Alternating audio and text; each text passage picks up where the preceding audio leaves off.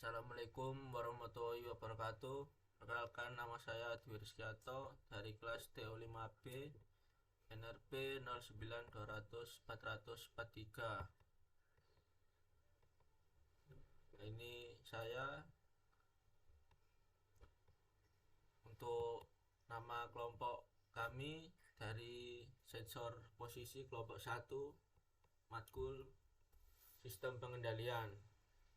Untuk yang kedua ini bernama Gandhi dengan NRP 33. Dan untuk yang ketiga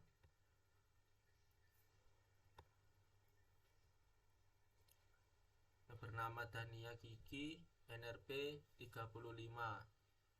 Untuk yang keempat yang bernama Muhammad Ziwaswil Hasin NRP 36. Dan untuk yang nomor 5 yang bernama Ezra Dilavasa NRP 41. Dan untuk ini nomor 6 Shelly Octavia yang NRP 042. Dan untuk 043 yaitu saya. Dan untuk ini Yuda Irawan NRP 46.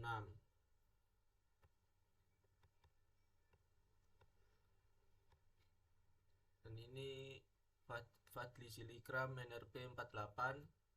Dan yang terakhir Farhan Wahyu Nur Rahman NRP 61. Sekian perkenalan kelompok kami.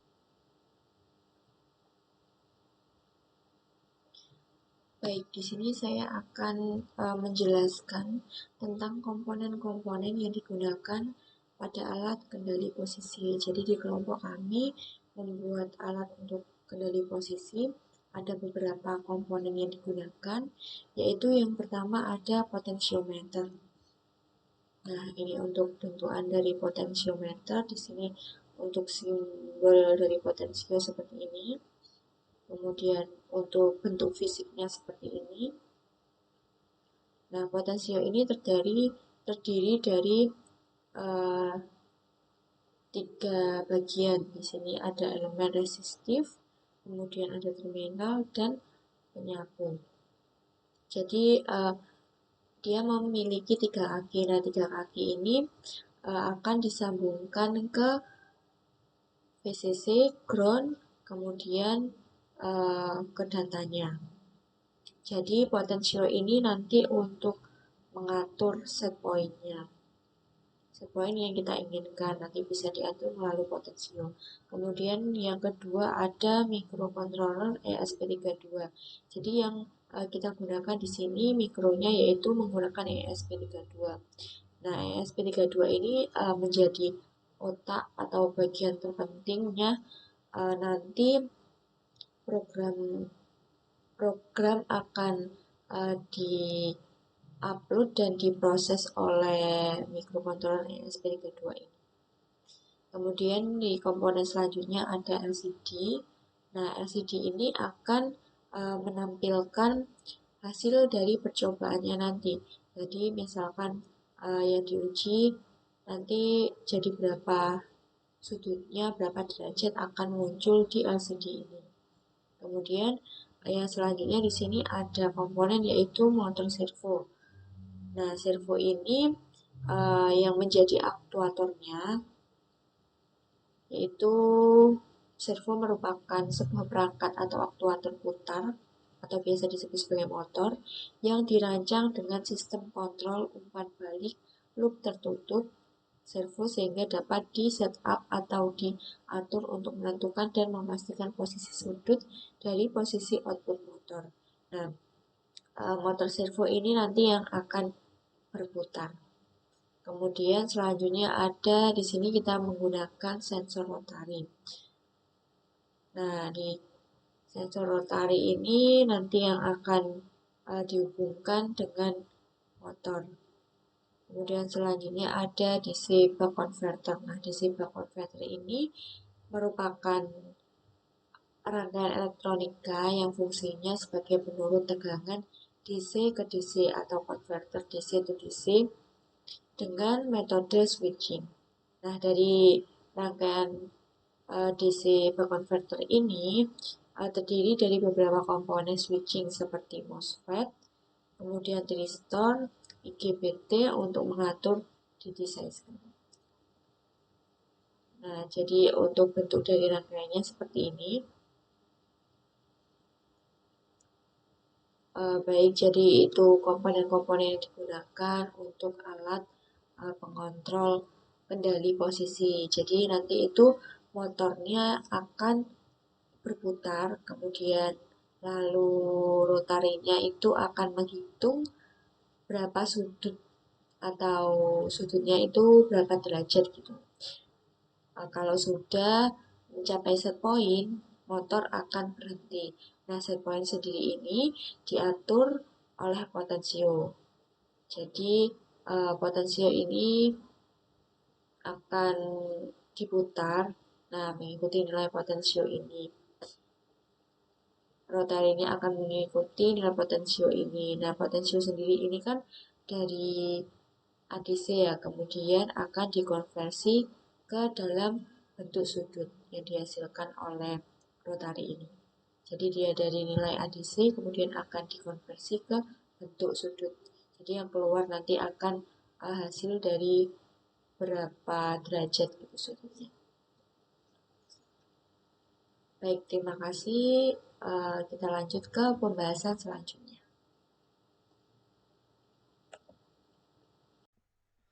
Oke, assalamualaikum warahmatullahi wabarakatuh. Nama saya Zradil Amada. Di sini saya akan menjelaskan tentang pembuatan programnya, yaitu sensor posisi ya. Kita cari dulu. Oke, jadi di sini saya memprogram dengan menggunakan aplikasi Arduino IDE yang menggunakan micro ESP32 dan juga motor 12 volt, rotary encoder sebagai output, dan potensio sebagai input. Oke, jadi di sini saya menggunakan beberapa variabel, yaitu seperti ini. Variabelnya bisa dilihat sendiri. Ini untuk sinusnya, untuk frekuensi 3 gelombang sampai sini nih. Yaitu ini ada variabel untuk SP32 encoder. Ini pinnya pin 25. Pin 25 ini pin potensio. Oke, setelah itu ada konversi dan hasil. Ini nilai mapping ya. Saya menggunakan mapping manual, tidak dengan mapping dari Arduino. Ini ada CCW dan enable pin dari LN298, dan ini frekuensi BWM channel sampai duty cycle. Ini merupakan ketentuan dari motor ya. Oke, selanjutnya di file setup kita bisa melihat sama-sama serial beacon 9600. Jadi serial beacon itu untuk mengatur kecepatan dari pengiriman data serial. Itu gunanya juga untuk mengaktifkan pin serial, yaitu 9600. Ini adalah baud rate, yaitu kecepatan pengiriman data. Oke, encoder set count ini adalah album encodernya. Atas half quad ini adalah pin dari encoder 26 dan 27. Setelah itu pin mode enable output, pin mode CCW clockwise output, pin mode counterclockwise saya gunakan sebagai output. Oke, selanjutnya ada LED setup. Jadi di sini LED setup seperti analog LED ya. Oke, lanjut di void loop saya membuat integer i sama dengan 1, yaitu untuk memasukkan ke dalam well. Jadi nanti di sini motornya akan berputar sebanyak 3 kali. Jadi 0 sampai 360 ke 0, ya terus sebanyak 3 kali, setelah itu berhenti. Oke, sini saya menggunakan variabel value encoder, jadi penyamaan dari nilai encoder value encoder. Oke, selanjutnya jika value encodernya 360, lebih dari 360, value encoder menjadi 360. Jadi nilai encoder di sini maksimalnya adalah 1441, dan saya kalkulasi jika nilainya lebih dari 360 maka nilainya cukup dari 360. Oke, selanjutnya jika nilai encoder kurang sama dengan 0 Jadi jika nilai encoder 0, nilai encoder akan kembali ke 0. Jadi tidak akan kurang dari 0. Oke, jadi di sini terus selanjutnya ada delay, saw square, void saw square gain, filter low pass, dan sin gain. Ini adalah program bawaan dari Pak Rian. Itu untuk kalkulasi frekuensi 3 gelombang ya. Oke, selanjutnya di sini saya melakukan mapping terhadap nilai sinnya. Jadi saya gunakan ke 360 untuk membuat parameter ya nanti. Oke, selanjutnya di bawahnya ada ini hanya statement if. Jadi untuk memutar balikan motor saya bukan statement if. Ya tadi di sini sudah banyak saya jelaskan. Oke, mungkin cukup itu ya yang bisa saya jelaskan karena sudah saya jelaskan semua. Mungkin itu cukup dari saya. Assalamualaikum warahmatullahi wabarakatuh. Assalamualaikum warahmatullahi wabarakatuh. Perkenalkan, nama saya Fadli Zili Ikram dari TO5B NRP 0920040048. Di sini saya akan uji coba alat dan mengambil data pada sensor posisi. Baik, di sini saya akan monitoring dengan serial monitor. Monitoring programnya dengan serial monitor.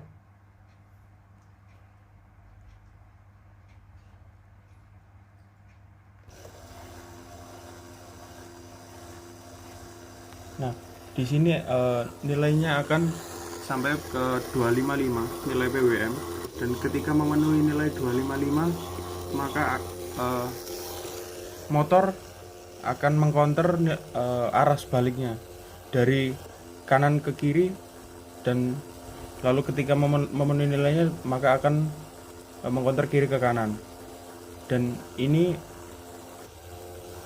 berlangsung selama 3 kali putaran.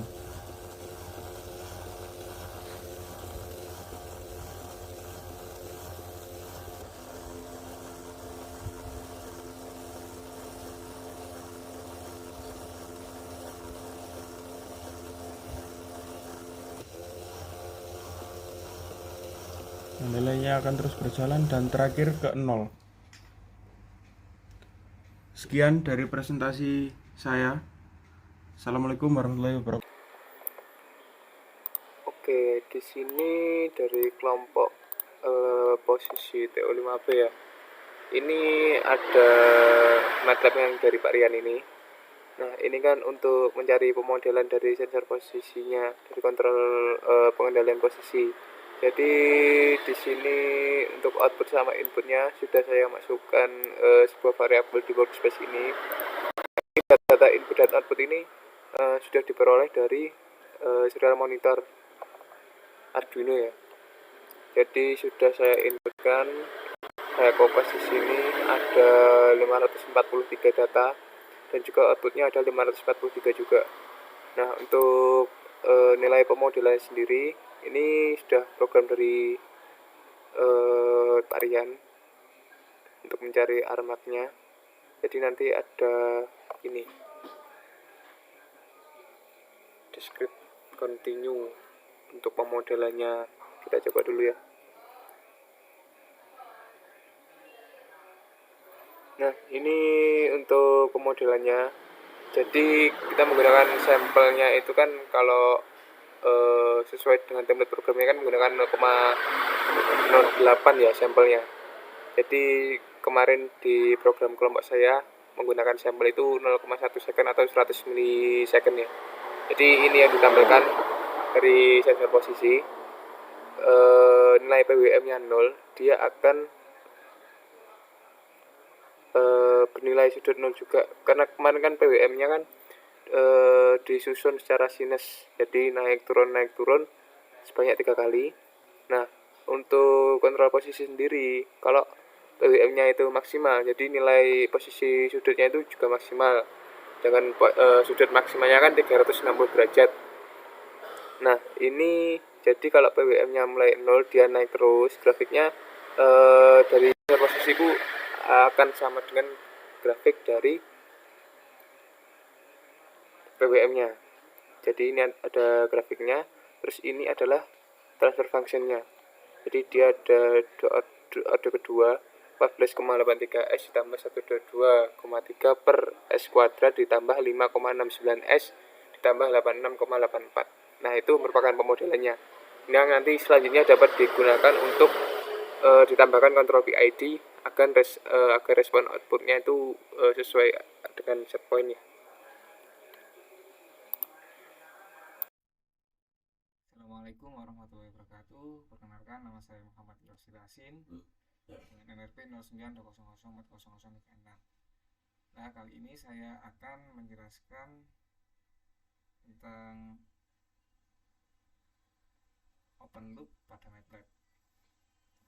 Ya, pertama-tama ini adalah step, kemudian ini untuk pemodelan transfer function, kemudian ini adalah scope.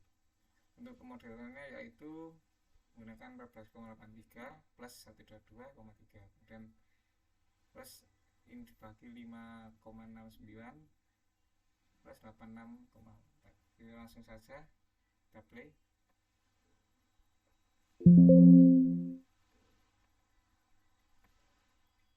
Ya, ini untuk pemodelan yang loop terbuka. Untuk set point-nya sudah saya tambahkan supaya terlihat.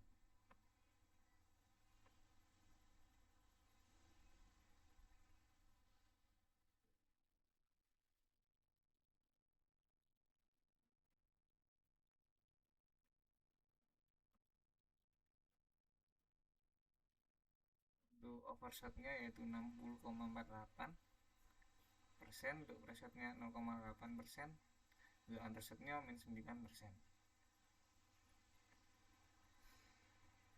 Ya, sekian dari saya. Terima kasih. Apabila ada kesalahan, mohon maaf. Assalamualaikum warahmatullahi wabarakatuh.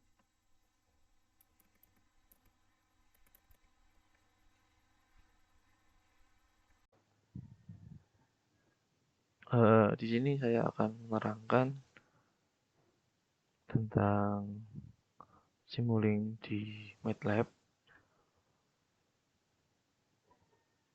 Tentang alatnya, ini ada kita membutuhkan step, lalu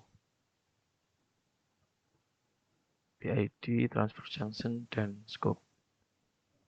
Nah, kita menggunakan ini order 2, ini pemodelannya itu 14,83 S plus 122,3 per 100 kuadrat plus 5,69 S plus 86,84. Nah, kenapa kita menggunakan PID? Agar outputannya agar sesuai dengan stepnya.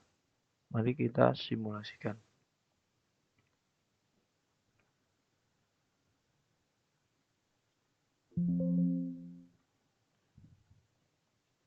Ada scope-nya. Nah, ini yang garis merah ini yang transfer junction yang ada PID-nya, dia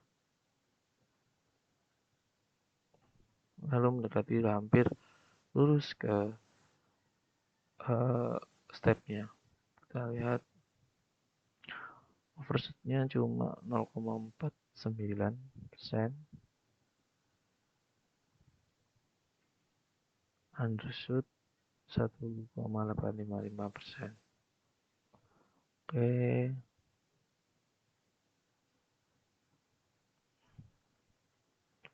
Nah, yang ini yang biru ini yang nggak pakai PID.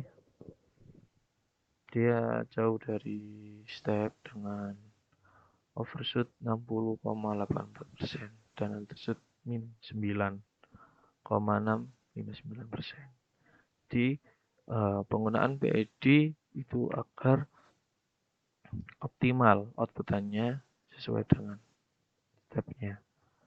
Mungkin itu saja yang bisa saya sampaikan, kurang lebihnya saya mohon maaf. Terima kasih. Nah, baik, saya akan melanjutkan menjelaskan tentang perhitungan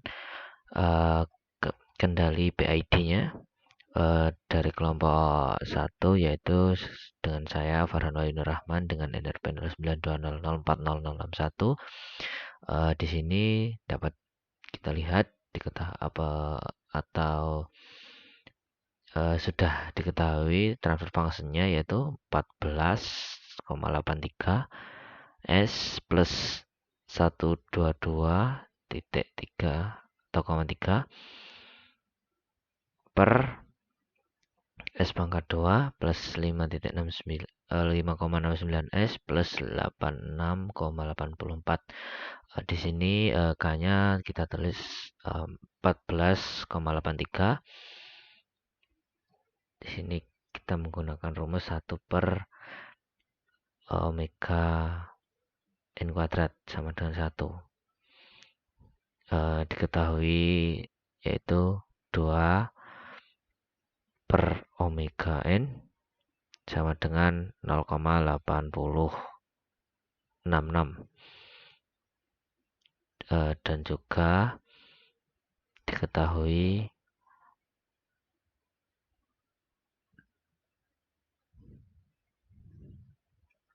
TI-nya dengan rumus sekian 0,8066 per 1 yaitu sama dengan 0,8066 TI dikali TD. TI-nya sudah diketahui, sekarang kita mencari TD-nya dengan rumus 1 per 0,8066 sama dengan 1,239. Sebagai spesifikasi desainnya, time steady-nya atau TS-nya kurang lebih 5%, sama dengan 1 detik untuk TS-nya. Sementara KP-nya kita cari dengan rumus TI per T kali K. Untuk TI-nya sudah diketahui 0,8066. Untuk T-nya 0,2 second. Untuk K-nya diketahui di atas 14,83 yaitu memperoleh hasil 0,271949 untuk KP-nya. Sementara untuk KI-nya kita cari dengan rumus KP per TI. KP-nya 0,271949 per 0,8066. Kita memperoleh hasil 0,337155. Sekarang kita mencari KD-nya dengan rumus KP per saya ulangi, KD sama dengan KP dikali TD. KD sama dengan 0,271949 dikali 1,239 sama dengan 0,33694481. Sehingga dapat kita simpulkan juga lagi untuk KP hasil dari KP sama KP-nya 0,271949, untuk KI-nya 0,337155 dan untuk KD-nya 0,33694481. Mungkin itu saja yang dapat saya jelaskan mengenai perhitungan PID kelompok kami, yaitu kontrol posisi.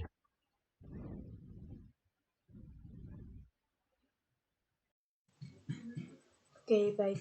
Di sini saya Sally, NRP 42, sekaligus sebagai penutup dari kelompok kami.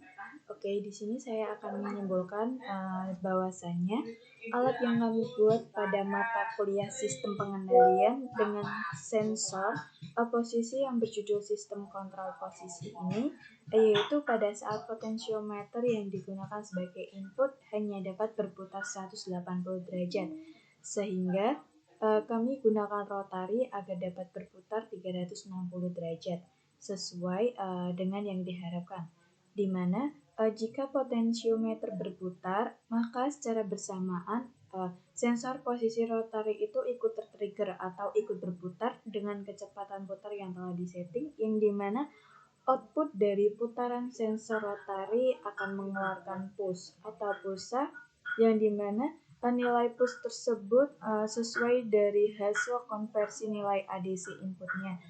Nah, Apabila nilai ADC telah maksimum perputarannya, maka arah putaran rotari akan berlawanan arah jarum jam.